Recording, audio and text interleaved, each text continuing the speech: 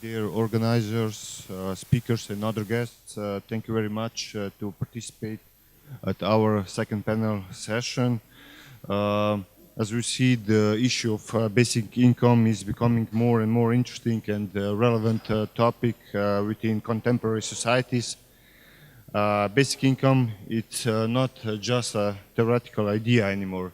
Nowadays, we witness new proposal initiatives and also practical basic income experiments all over the world and also in the European Union. In most cases, we are thinking about basic income implementation only at local or national levels and usually less often at the European Union level. The problem of implementation and possible macroeconomics impacts of basic income at the European Union level is, of course, much more complex because European Union consists of 28 diverse national states with very different wishes and interests that are often hard to harmonize.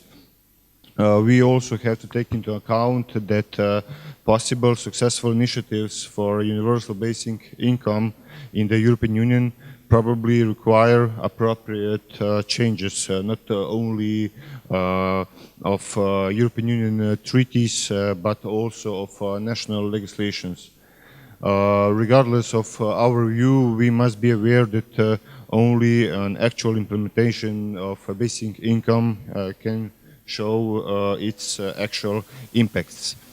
Now we have very interesting speakers. I'm honored to introduce the first of them. This is Professor Dr Mencinger. He's a Slovenian lawyer, economist and politician. He's certainly one of the most respected intellectuals in Slovenia. Professor Mencinger has always worked in the research fields of macroeconomic analysis, economic systems and economic policy. He is author of a number of articles and publications on economic system and policy, labor market, exchange rate, privatization and transition published home and abroad.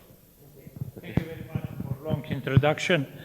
Let me start with the following thing.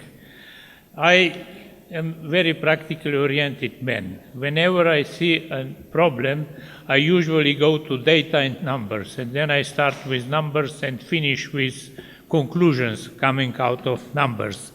And second, I should apologize for many of them who were in Maribor, because half of my paper was actually presented there. And it's just repetition. I haven't made new calculations about that. But I do have a new idea which will be followed by Stanislas, if I know, and this is the role of monetary policy in universal basic income, if this is still universal basic income. But let's start with the following. I asked the question whether there is any reality or we have just illusions about universal basic income on the European level. What are preconditions for universal basic income in the European level?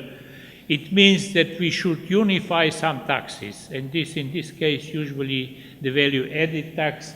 There should be a redistribution of income revenues among member states, and the third thing, there should be much larger EU budget. If this is not acceptable, then we are only on the side of, illusions or ideas. I also would say that indirect taxes, in our case, this is value-added tax and excise tax, are much more appropriate for the level, for the European level, that there are direct taxes, income tax and profit tax. Second, the prospects on the EU level depend on the amount of redistribution. If redistribution is too big, there would be no change because people would be very much against redistribution. Second, my calculations are actually based, and to some extent I come to the conclusions first, on the following idea. that 50% of the collected value-added tax goes to the center, to Brussels, and is then distributed among member countries according to the population. So everybody in European gets the same amount, and everybody to some extent gets something in about. What could be the result? Such an idea, and I will go to numbers, would allow universal basic income of 1,855 euros per year or 154 euro per month. In the euro area, it would be lower in the European Union level because the countries in European Monetary Union are richer than the countries outside. Net costs would be relatively low. For example, Germany would only lose or would only pay 0.45% of GDP if this is done on the level of the European Monetary Union, which is a relatively small amount. Every German would lose 130 euros a year only, but again, it's a problem whether people would accept such an idea.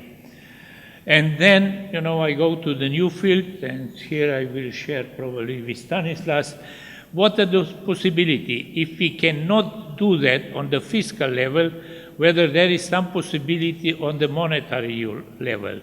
Because also in monetary level, there are new and new ideas what to do, because it's very clear that monetary policy is not efficient. And there are probably possibilities to replace what is called quantitative easing with what is called helicopter money. And helicopter money is very close to basic income idea. So these are the possibilities. Okay, let me go to presentation. The precondition I already said, competence of federation should be increased, and the rules of functioning of fiscal union should be renewed, should be completely renewed. And what I took when I was calculating the numbers, I took the so-called Yugoslav way. Why Yugoslav way? Because we had republics and federation, and the idea at that time was that direct taxes remain within the republics.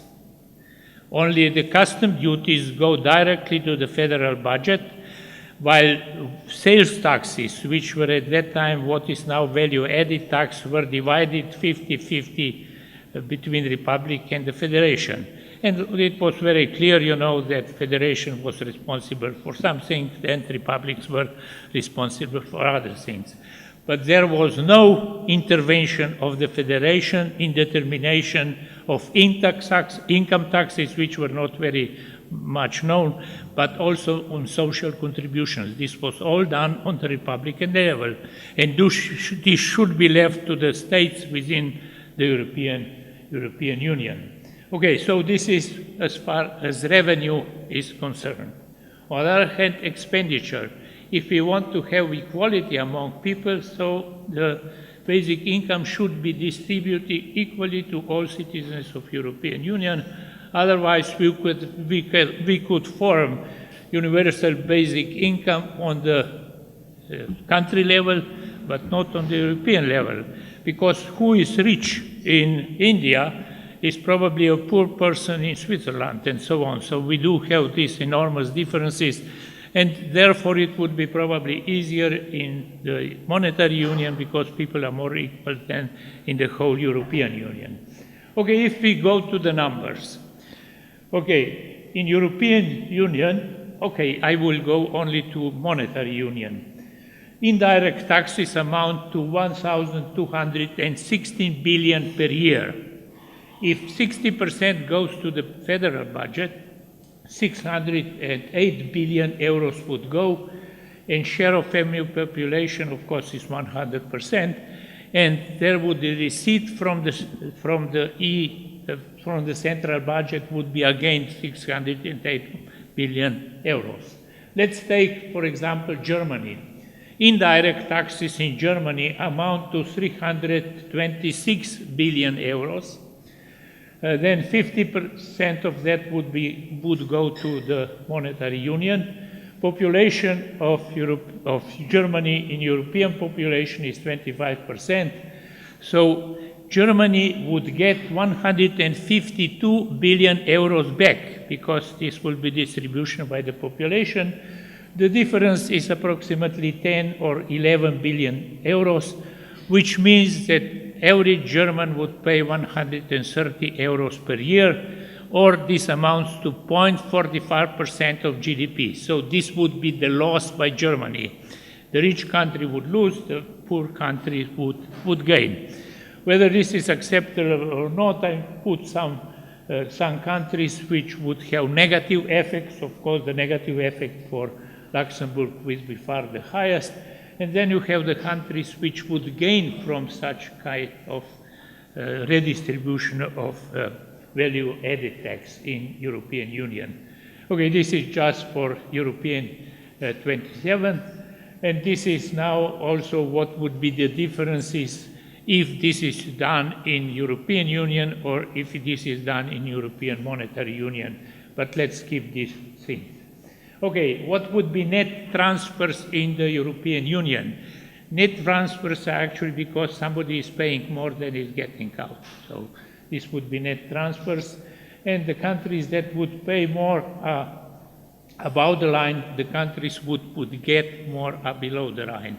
So it's a clear distribution from rich countries to poor countries. Nevertheless, the effects on the rich countries would be very low. So these are the losers down below the line. These are the countries which lose, and this is the percentage of GDP they would actually netly pay. While on the other side you have the gainers. For example, Bulgaria would, in this case, increase the GDP by 35%. So by just redistribution. So now the question is whether this is acceptable or not. It's politically unacceptable. Therefore, I say, okay, economically it's possible. These are clear calculations, no real problems. You should only agree on redistribution of income within Europe. And this is not such a redistribution because actual redistribution is much slower, because those who are losing are actually gaining new markets, because propensity to consume of people in poor countries is very high, and therefore they would gain the markets. So this is direct costs. Indirect costs are not included. Then I said, okay, if this is not possible, let's see what if we do that something with the monetary policy.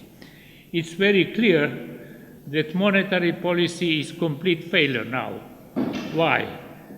You can look at the demand for money and supply of money. Demand for money is actually determined by output and by interest rate. Now the interest rates are zero or negative. Nevertheless, the demand for credits does not increase because people don't know what to do with the credits because there is no demand for the products. If you don't have demand for product, you would not invest. And therefore, the interest rate is for many years practically zero, or is even negative in some cases if you take banks and the central bank. So this is the problem on the demand side.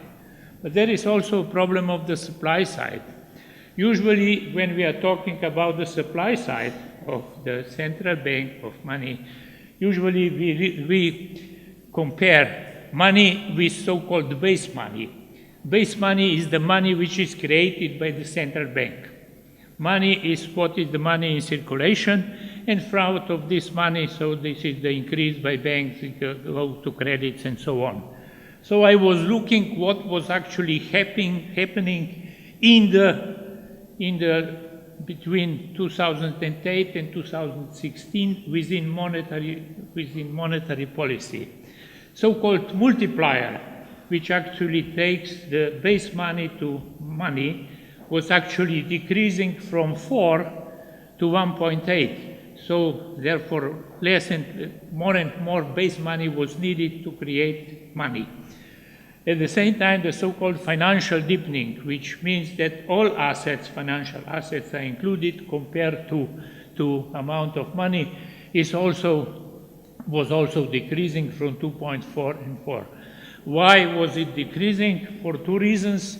Because if you look the equation, okay, this is more for economists, you would see that G is very unstable, so is also the reserve deposit ratio is very unstable, and velocity of circulation of money was actually decreasing from 2.8 to 1.5.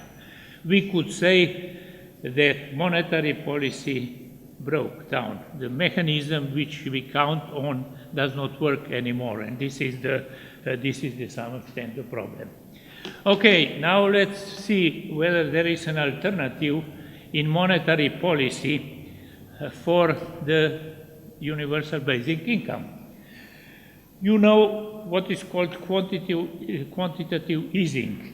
80,000 millions or 80 billion euros are created each month by ECB, by European Central Bank.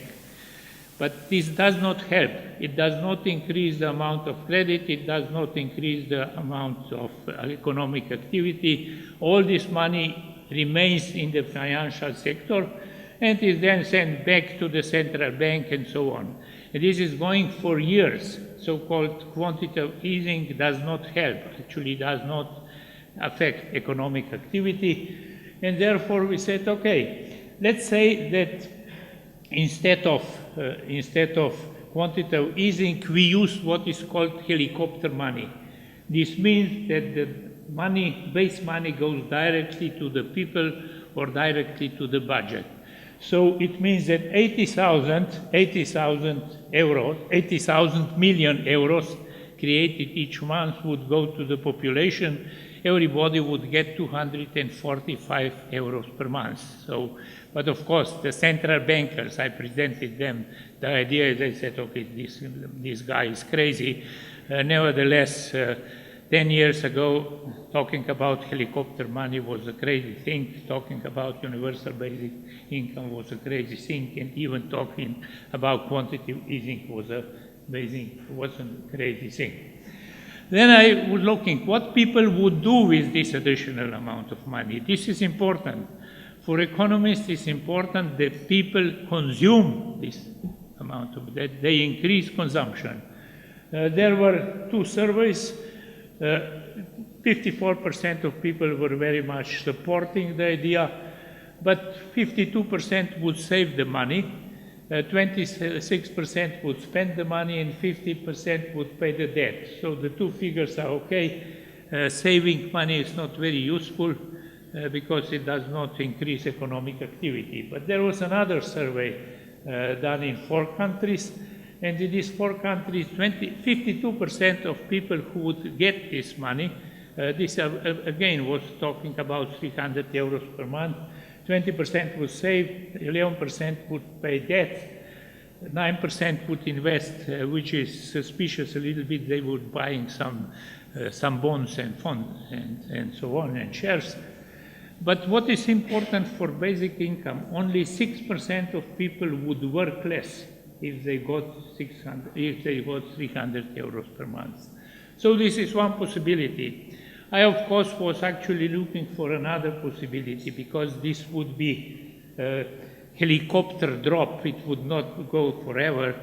Let's try to solve the problems of refugees. That is a solution. And again, we are talking about economic problem of refugees. Refugees are not an economic problem at all. This is not an economic, this is a social and political problem, but not economic problem. Let's say that we get 3 million refugees and that they don't work anything. With the amount of money created each month, which is now staying only in financial circles and creating new possible crises, everybody would get 2,200 euros per year or per month. We could, for the whole year. So the amount of money, which is base money, which is created a month, would be enough for 3 million people for a year. Even in this case, they would get 2,000 euros per month, or the cost of them would be 2,000 euros per month. So this is another possibility. It's not basic income. It's to some extent income, or what we would call helicopter drop. Okay, thank you very much.